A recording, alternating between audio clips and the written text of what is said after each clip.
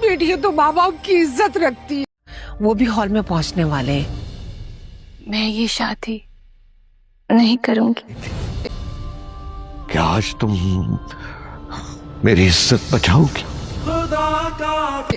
बरसों पहले तुम्हारे बाप ने अपनी जान देकर मेरी जान बचाई थी।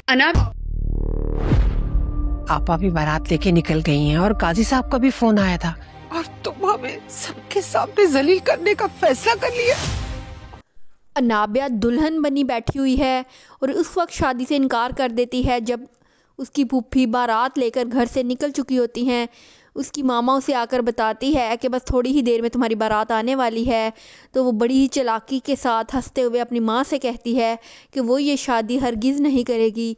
वो हैरान और परेशान हो जाती हैं, अपने हस्बैंड को भी जल्दी से बुलाती हैं, लेकिन अनाबिया किसी भी तौर पर शादी के लिए मान नहीं रही होती। उतनी देर में उसकी फूफो भी पहुंच जाती हैं बारात लेकर, वो भी वहां मौजूद होती हैं। जब नाबिया बार बार शादी से इनकार कर रही होती है, उसके बाबा जब ये सुनते हैं तो वो तो हैरान रह जाते हैं।